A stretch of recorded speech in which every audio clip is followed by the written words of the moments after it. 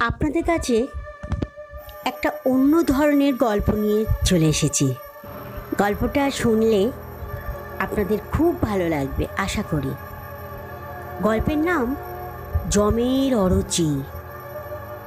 তাহলে গল্পটা শুরু করি। নাম তার ভজহরি।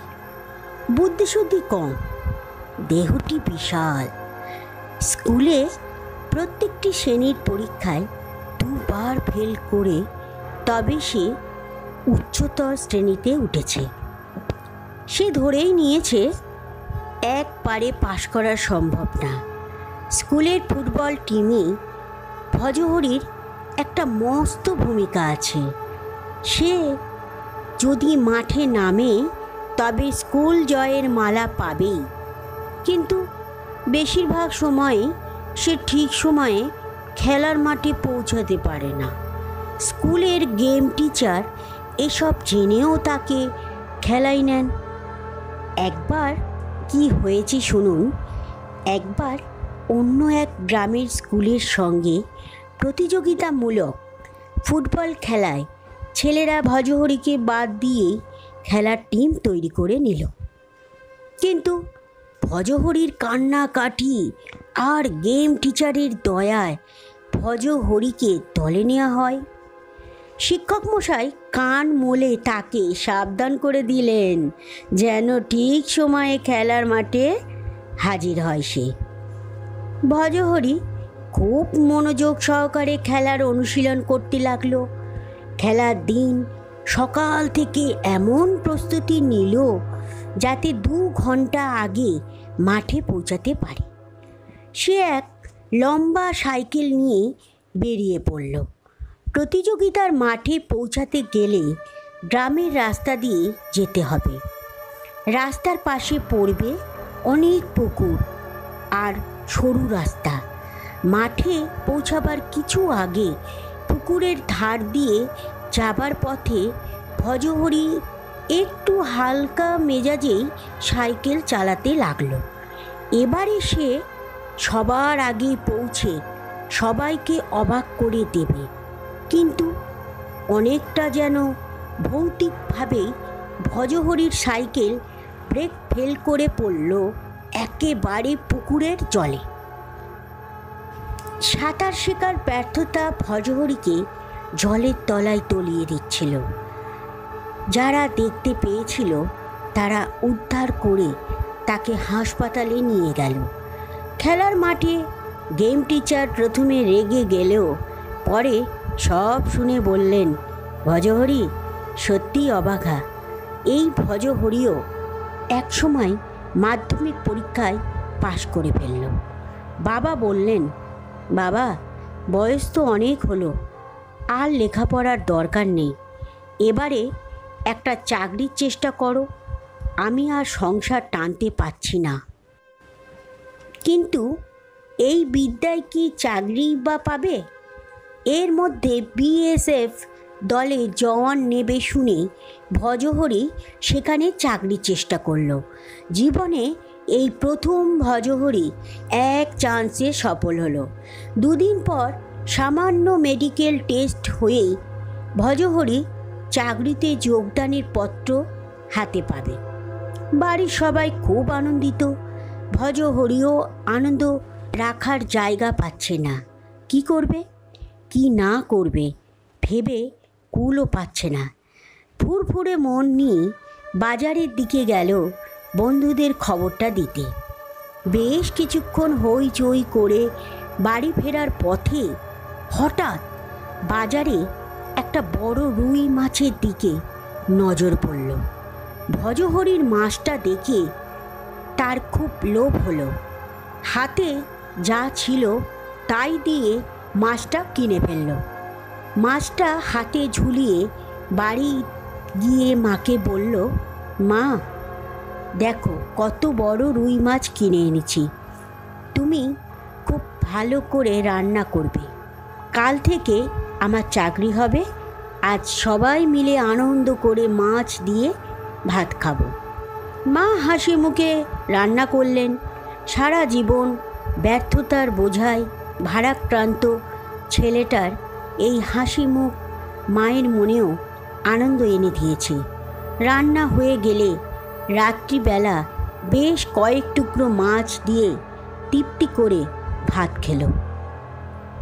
বেশ পেট পুড়ে খেয়ে দিয়ে ছাদে বসে মেজাজে বেসুরে গলায় গাইল, আহা কি আনন্দ আকাশে বাতাসে। রাত পোহালে চাকরি, আহ কি আনন্দ। কিন্তু ভজহরির রাত আর পোহালো না। মাঝরাত থেকে শুরু হলো পায়খানা, বমি, ভয়ানক অবস্থা। সবাই মিলে ভোর রাতে তাকে হাসপাতালে দিয়ে এলো।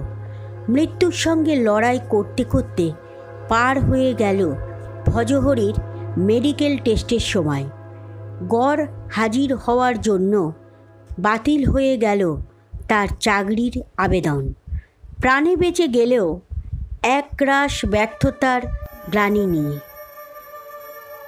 হাসপাতাল থেকে ছাড়া পাবার পর মুখ আর কাউকে দেখাতে ইচ্ছে হলো না তার। মরা কাটা ঘরের দিকে কিছুটা নিরিবিলি এলাকায় ভজহরি নিজেকে বটগাছের ডালে দড়িতে ঝুলিয়ে দিল।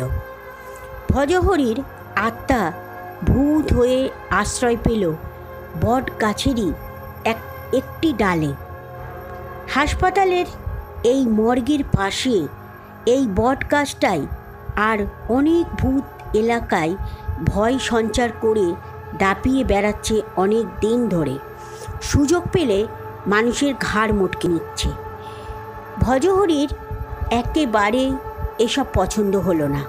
মানুষের ঘাড় মটকানোর নেশা কিভাবে মুক্তি পাওয়া যায় তাই ভাবতে ভাবতে একদিন হাজির হলো যমরাজার দরবারে। প্রহরীর কাছে অনেক কান্নাকাটি করে যমরাজার সামনে গিয়ে ভজহরি বলল, মহারাজ, আমার একটি আবেদন আছে। যমরাজা তার দরবারে চিত্রগুপ্তকে নিয়ে তার খাতার হিসেব পর্যবেক্ষণে ব্যস্ত ছিলেন। সেখানে কোনো আত্মা সরাসরি পৌঁছাতে পারে না, তা আবার প্রেতাত্মা। তিনি হুঙ্কার দিয়ে উঠলেন, কে রে তুই এখানে? বের হয়ে যা এক্ষুনি। ভজহরি যমরাজার চরণে লুটিয়ে পড়ল, মহারাজ, আমাকে এ জীবন থেকে মুক্তি দিন, আমি বড়ই অভাগা। যমরাজ বললেন, তা বেটা, আত্মহত্যা করতে গেলি কেন? জানিস না প্রেতাত্মার কোনো স্থান আমাদের এখানে নেই? তোদের বলা হয় যমের অরুচি। যা, শিগগির দূর হয়ে যা। ভজহরি বলল, অনেক দুঃখে আত্মহত্যা করেছি, ভেবেছিলাম বুঝি শান্তি পাব, কিন্তু এ দেখছি আর এক যন্ত্রণা, আমি এর থেকে মুক্তি চাই। যমরাজা বললেন, উপায় নেই, তোকে ভূত হয়েই থাকতে হবে। মানুষকে ভয় দেখানো আর সুযোগ মতো ঘাড়ে চেপে বসা, এসব করতে হবে। একে বলে ভৌতিক তাণ্ডব। ভজহরি খুব কাঁদতে লাগলো নাকি সুরে। তার কান্না দেখে যমরাজার দয়া হলো। তিনি চিত্রগুপ্তের খাতা থেকে এর জীবনের সব খবর জেনে নিয়ে বললেন, খুব দুঃখে তুই আত্মহত্যা করেছিস, কিন্তু আত্মহত্যাকারীর কোনো স্থান স্বর্গ বা নরকে নেই। তারা পৃথিবীতেই অশরীরী রূপে ঘুরে বেড়ায়। তুই বল, কিভাবে পৃথিবীতে থাকতে চাস? ভজহরি বুঝল কোনো উপায় নেই। আত্মহত্যার এমন সমস্যা আগে জানলে কিছুতেই আত্মহত্যা করতো না সে। শুধুই মানুষকে ভয় দেখানো আর ঘাড় মোটকে দেয়া, এটাও তার কাজ বলে মেনে নিতে পারল না সে। অনেক ভেবে ভজহরি যমরাজার কাছে আবেদন করে বলল, মহারাজ, আমি চাই আমি কখনো কখনো মানুষের মধ্যে ঢুকে তাকে ভয়ঙ্কর রাগী করে তুলব। রেগে যখন মানুষ কাই হয়ে সব ওলটপালট করে দেবে, তখন আমি তাকে ছাড়ব। যমরাজা বললেন, তবে তাই হবে, যা তুই এখান থেকে পালা। ভজহরি ফিরে এলো পৃথিবীতে। রাগরূপী ভূত হয়ে এখনও সে পৃথিবীতে মহা আনন্দেই আছে। রাগে কোনো মানুষ কারোর সঙ্গে ঝগড়া করছে, মারামারি করছে, হিতাহিত জ্ঞান শূন্য হয়ে জিনিসপত্র ছুঁড়ে ফেলে দিচ্ছে, সেখানেই বুঝতে হবে তার মাথায় ভূত চেপেছে। অবশ্য এতেও ভজহরির শান্তি নেই। ওঝার পাল্লায় পড়ে এবার সে শুধুই জুতো খাচ্ছে আর ঝাঁটা খাচ্ছে। ভজহরি বুঝল আত্মহত্যা মহাজ্বালা। তাহলে এখানেই গল্পটা শেষ করি।